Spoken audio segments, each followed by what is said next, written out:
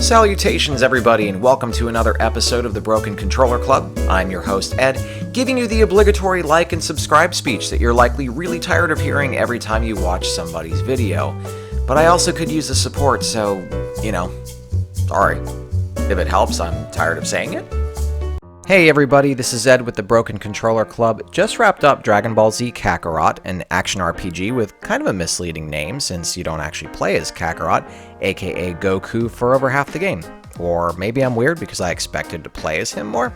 Anyways, it's a fun game with a few issues that I'll get into shortly.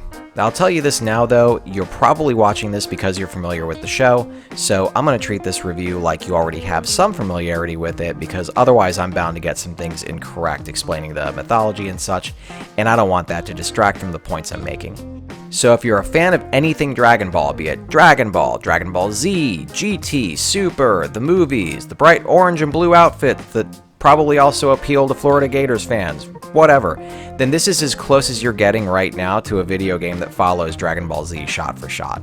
The gang's all here, and the story follows every saga from Raditz's first arrival all the way up to the final battle with Majin Buu. And let me tell you, it flows like a fine wine.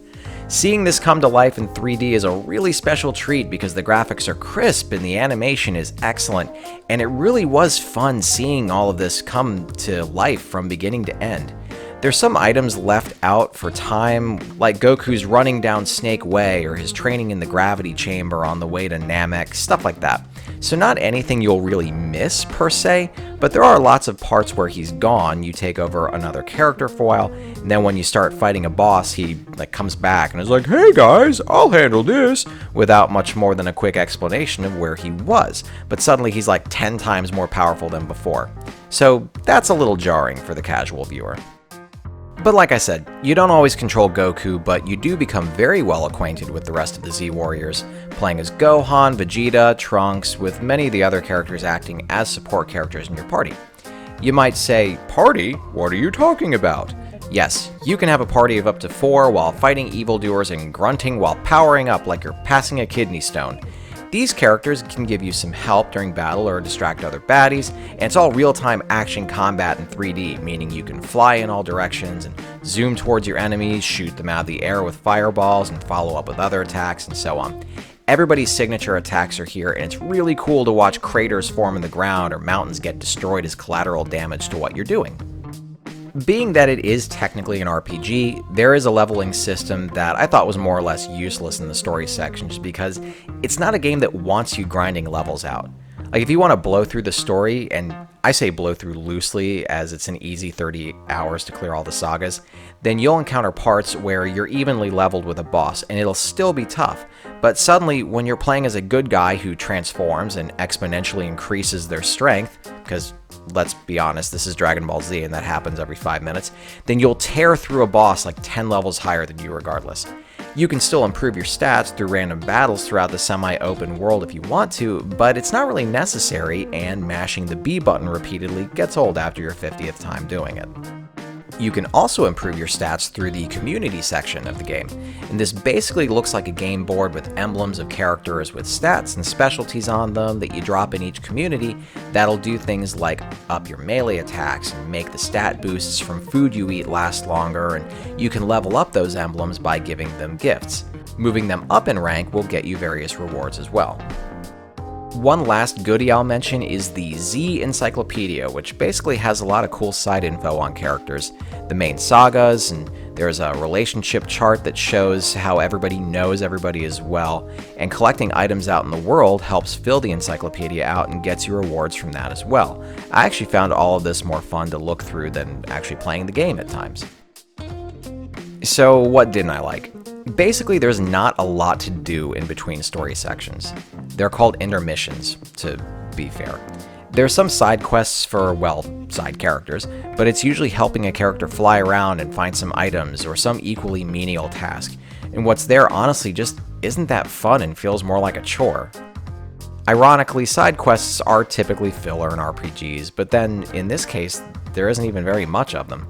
You get rewards in the way of soul emblems and other items, but since it's not the type of an RPG where you have to buy equipment or weapons, it's not really all that interesting to do these except if you're a completionist. You can also fly around and collect Z orbs, but that becomes pointless once you start clearing bosses because you get rewarded a ton of those orbs already, which makes it easy to upgrade your super attacks. Which brings me to something else I didn't like. The super attacks in this are obtained by a skill tree system, like you see in most games now. What's crappy is that all of this stuff is locked for most of the game until you progress further through the story.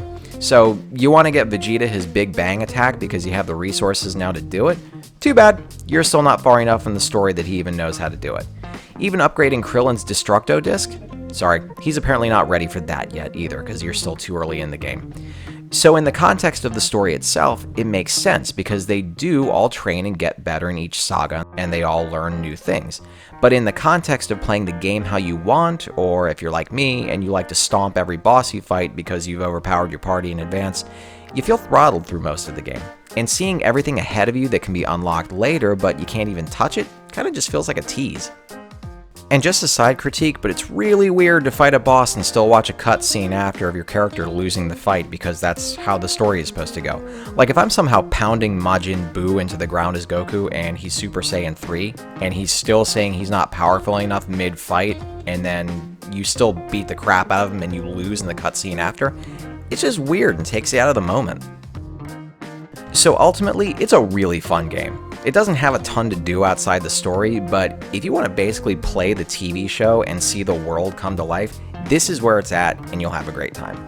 I still get shivers that first time Goku becomes a Super Saiyan, or when Gohan finally obliterates Cell with his Kamehameha, or when Goku makes that enormous spirit bomb the size of your mother's rear end to destroy Kid Buu once and for all. I gave the game an 8, and lately I feel a little lame because it seems like everything I'm giving lately is in the 7 or 8 range, but then it's better than some of the turds I've played that are far worse. My critiques taken into account, this is still a really good game. And that is all the news there is to print today, everybody. Thanks for watching, and be sure to subscribe for more videos on their way. Do you like what you see? Or did you lose a bet and have to subscribe to your most hated channel on YouTube? Do you feel sorry for me? Be sure to ding that sexy subscribe button before changing channels, as I have no shame and will take whatever I can get. Thanks again for watching.